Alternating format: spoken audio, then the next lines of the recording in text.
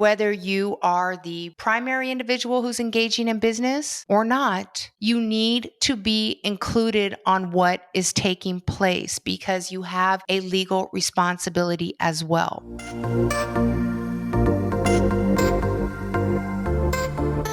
In today's episode, we are going to talk about what it looks like when you make your fortune after you say I do, and then what happens should that union dissolve. And I have some real life examples, not only my own, but examples from clients that I think will be extremely important in showing you the behind the scenes of the different scenarios. Please note, as a disclaimer, that the information that I'm about to provide you is not gender biased. And in addition, we will not be touching on anything to do with minor children. We are going to stick completely to the business activity and engagement under the legal umbrella of the marriage. So let's start out with my own personal story because I think you're going to be able to relate to it as it happened over a decade ago, and it was still in my infancy stage of business. So I'm going to take you on a journey. Here goes. I took over a failing family business in 2002. Over the course of the following 8 years, instead of taking any type of raises or profit sharing, I took equity in the company. In 2008, I was offered by my mother and the other majority shareholder the opportunity to buy the business. At that point, I had already owned 30%. So the offer on the table was to buy the other 70%. At that time, I was legally married. I did decide to move forward with purchasing the business. So at that point, obviously, there's a liability, a debt owed, right, for the purchase of the business on my balance sheet, regardless of the success of the business over the course of so many years of the gross sales. I did legally divorce in 2008. Now, all the physical property that I owned as far as residences, I had purchased as single primary residence, not married. So that wasn't a conversation piece. And ironically, thanks to timing, by the time I ended up actually legal divorcing my first husband, there was no conversation about the business having any type of liquidity because it, of course, was in debt at the time. So that was in favor to me. Sidebar, none of this was thought out. None of this was calculated. I'm just giving you the timeline in hindsight. Even though I had legally divorced, like many of us, we go back and forth still in the relationship, right? There are unresolved issues, either with children or stepchildren or, emotions and feelings. And when I get to my second or third story in this episode, you will see what that costs. But let's continue on with this. In 2010, though legally divorced, I was entertaining on bringing on a partner. And the reason I was entertaining on bringing on a partner literally is because I was being terrorized by my ex. So even though the divorce decree was issued, again, there was still a lot of unhealthy back and forth. There were still stepchildren in play, etc., logistics, keeping appearances. A lot of it was just very, swept under the rug, as most of us in my generation do, right?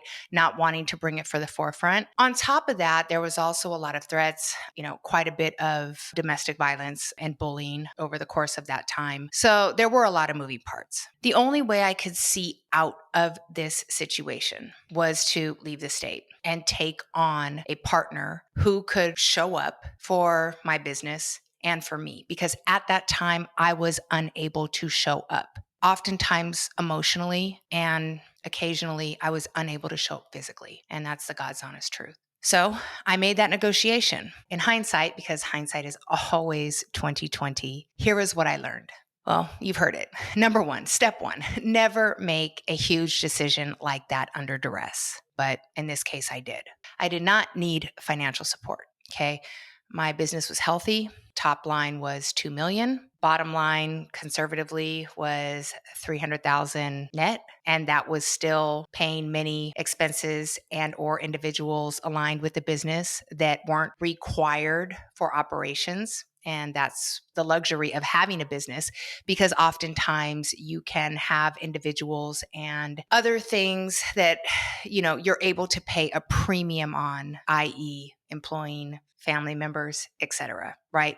To benefit your own agenda. So the business would have been much more profitable, is what I'm saying, had there still not been those additional layers, which is totally normal in business. So during my escape, my desperate attempt to keep together what I had spent the last 8 years building, I aligned an arrangement that, though there were many blessings that came from that arrangement over the years, but what I'm disappointed about is how I entered that arrangement. And I think that's what's important here. I entered that arrangement definitely from a victim mindset, definitely from an emotional mindset. So with that said, I had a thriving business, but because I had been beat down for so many years and had lost faith in my ability, frankly, the arrangement that I entered into, I sold 49% of my business for $0. Now, granted, the amazing businessman that I brought on as the new CEO of my business, because for those of you who are familiar with my skill set, my true area of genius is COO and CFO. So to make it relevant in today's terms, okay, I brought on a new CEO to take my business to the next level, gave them 49% interest in my business for $0, at which point they're almost an equal owner. And that's important. Numbers are important to understand. My business was not in debt. Again, top line was 2 million. Profitability was excellent. But frankly, let's play devil's advocate. During that time of peril, could I have performed? Would I have lost everything? Because I was, under emotional duress, right? So you have to play all these scenarios out. You have to give credit where credit is due. Because fast forward 10 years after there's been healing, after there's been reflection, the fact of the matter is when you are in the fire and when all hell is breaking loose and when you are unraveling as a human, you can't show up for yourself. You can't show up for your business. You can't show up for your clients. You can't show up for your team members. And that is fact. That's where I was at the time of this negotiation. So yes, on paper, it seems completely asinine. And the healed Amber, that stands before you today, taking the emotion out of it and just looking at the financial statements, goes, this was the worst negotiation ever. Like, why did you do that to yourself? But the self-aware Amber, the fair Amber knows that deep, dark, torturous place that I was in the day I entered into that negotiation. And for that, I am grateful that that opportunity was on the table and that over the course of time, it has manifested into something safer, better, and bigger. So that is and was my first experience of business and divorce. Now I'm going to run you another scenario. So you think I'd learn? Well, no, apparently not. Fast forward 3-4 years, I decide to enter into another marriage. I hadn't even reconciled the good or the bad from my first decision. Like that was still ongoing. Like that was still pending. So what Amber loves to do best is compound situations, right? And that's exactly what I did. So I just added another layer of complexity on purpose. So I ended up getting into another marriage, no prenup. We go on for several years. Obviously, the first situation is still ongoing and reconciling itself. And finally, when my second marriage came to an end, ironically, legally, so it had ended sometime before, similar to scenario one, right? But legally, the formalities didn't start to occur until 2019 and 20. that was when the whole world was crashing, including my industry. So I guess you could call me lucky because, during divorces, you are required to bring forth financials, right? And it's what can be proven and disproven. And, there are laws that govern this type of thing. And it's a formality and it's a framework. And I'll get into why that gets muddy. But in this situation, I'm fortunate that all of my financials are in order. So should it have gone to that extent, I am and was confident that it would have landed where I would have expected it to land,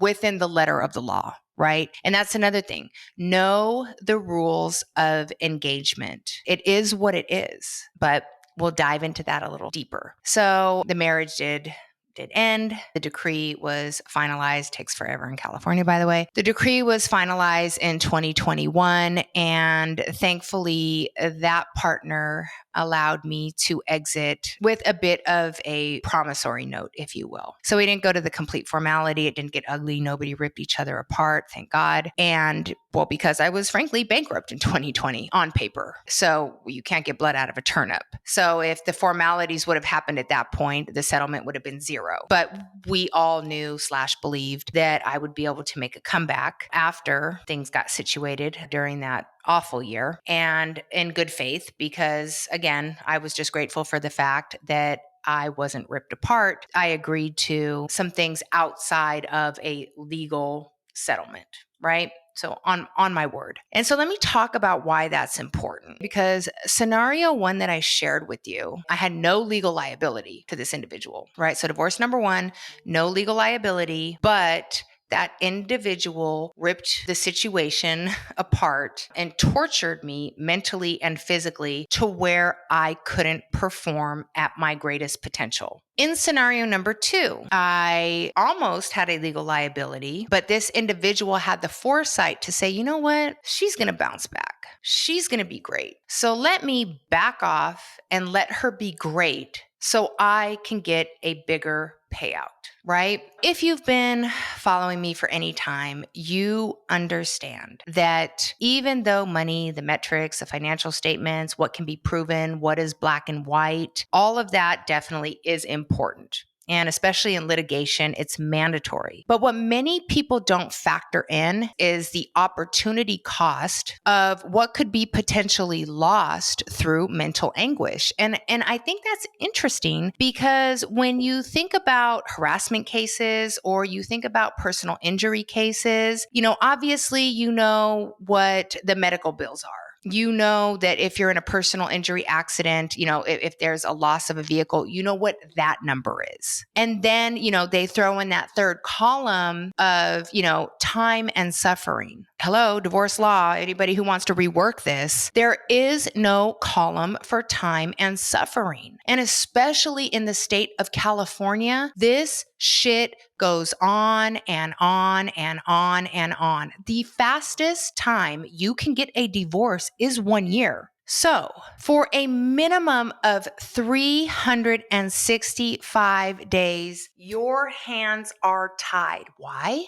Because there's conversations about business, income, assets, alimony, all types of shit. Nobody's 100% straight up when they get into this. I don't care how noble you are. You're not telling everything. Again, not pointing fingers. Sometimes you just omit things. But the fact of the matter is, you're never coming with the 100% story. So for 365 days, you're guarded. Your antennas are up and you're watching what you're doing. And should you, for instance, still be shining bright like a diamond, making all kinds of income, and let's say that your ex, whomever, is telling the story that that's always been the case, well, if you continue to do so, then clearly it can be proven that that is a standard, right? And I've seen it all. I've seen it all because obviously I've had multiple clients over the course of the years. I've seen all the tax returns, and I've also represented individuals in their divorces and business separations. Okay. I'm not an attorney, but I do work with their attorneys as a forensic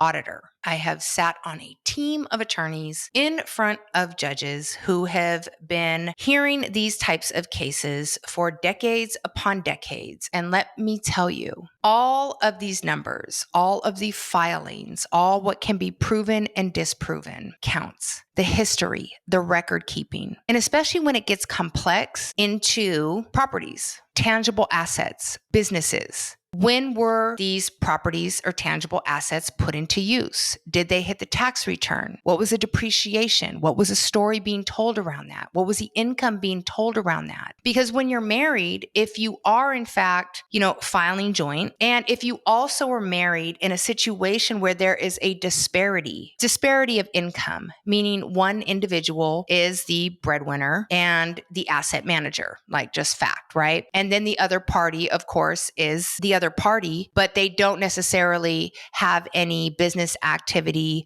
or investment activity that they are managing. Of course, they don't know all the ins and outs. And that's another thing that I preach. I don't care if you've decided to be the stay-at-home dad or the stay-at-home mom and have zero income. You need to look at what is going on in that tax return, because when you sign it, there's a penalty of perjury that states you understand what's going on. And you have to understand what's going on that Schedule C. If there is business income, you have to understand what's going on that Schedule E. If there's rental income, you need to take a long look at what's happening on your depreciation schedules and whether or not these assets are legitimately in use or even in possession. There's so many things that go on in the freaking 82 pages on a federal and state tax return that can affect you, not only affect you, haunt you for years to come. And as you can see by the nature of how I'm speaking and what I'm sharing, you can see that I'm not on one side or another as it comes to gender. My clients are oftentimes males, but I'm a female, so I can give you a female perspective. But I'm also giving you a female perspective of a provider, of a business owner, of a manager of investments who has and has not been married and what the details are surrounding that. So I'm able to share this information with you from, a factual place, a vulnerable place, but also a place of no bias. It just is. But it's incredibly important for you to understand what is. And you mustn't put your head in the sand.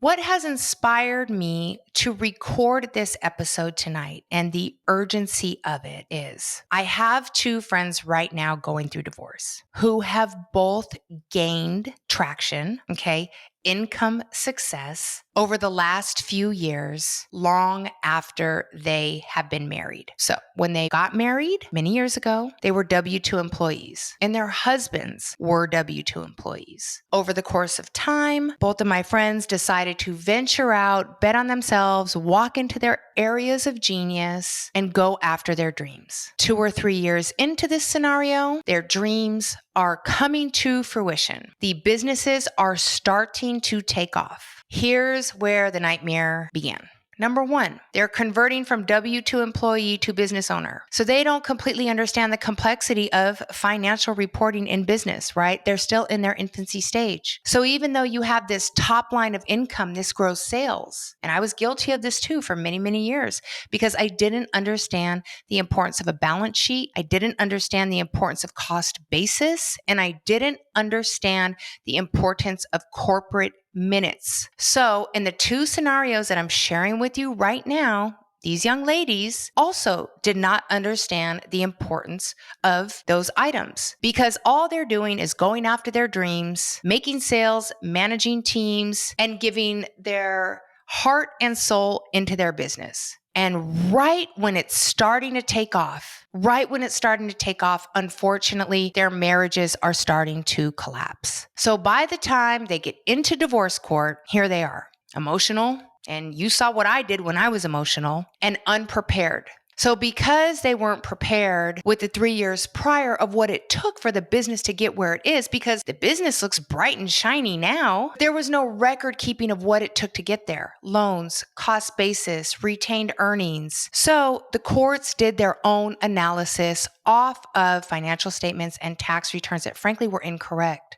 but that's the way it was recorded. And when I say incorrect, I don't mean incorrect from profitability. What I mean is incorrect from shareholder equity. And that plays a part in overall valuation. But now what I'm speaking about is even a more complex concept, cost basis valuation. But it's important. And many of us business owners don't even learn about that until many years into business. And that is why I entered into a negotiation that was not structured properly on paper. Now, emotionally, different story. Remember, we are looking at things through several lenses. But the two divorces that I'm witnessing, having all of that intact and in alignment would have been a complete make or break in the settlement. And my heart is breaking because it's one thing to have to navigate through a divorce, through an emotional situation, and in one of the cases, a minor child is involved. How can you even focus on the other part?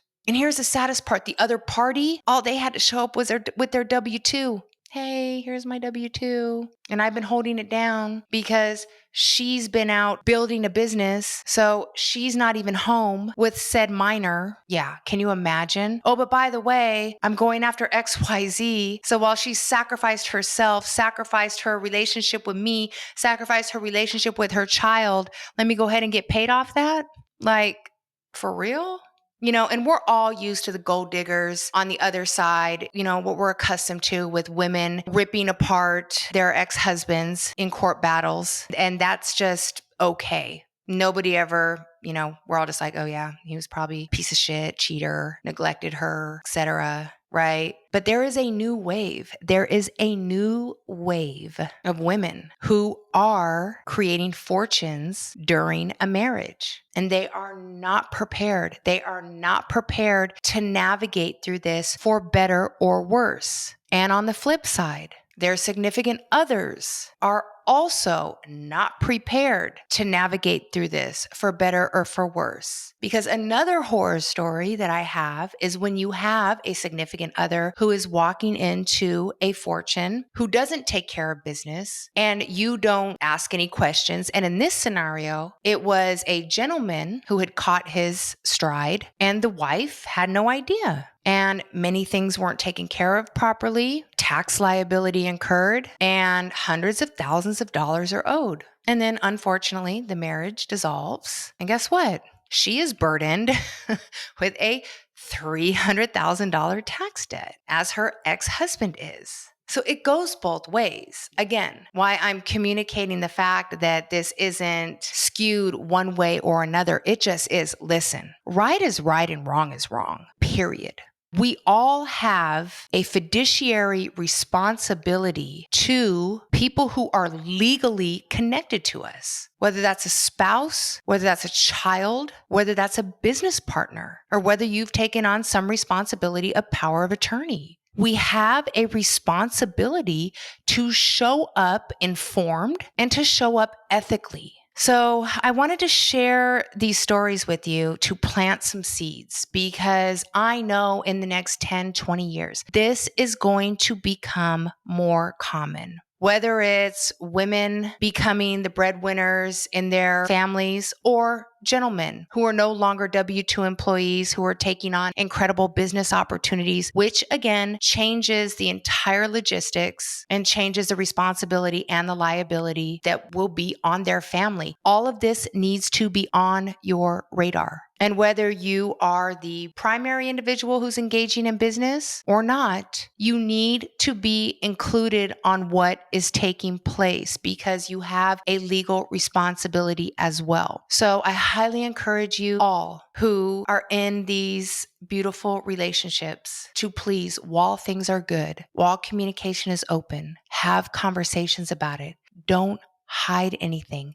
nothing good will come from hiding information in these business engagements. Nothing good will come from it. And I have seen it snowball into really, really egregious situations that end up following these two people for years, long after the divorce, long after the loss of the relationship, long after the heartbreak. I've watched it haunt individuals for decades past. And all of that could have been mitigated by number one, realizing it's a thing, and number two, doing the right thing. So this was super, super on my heart.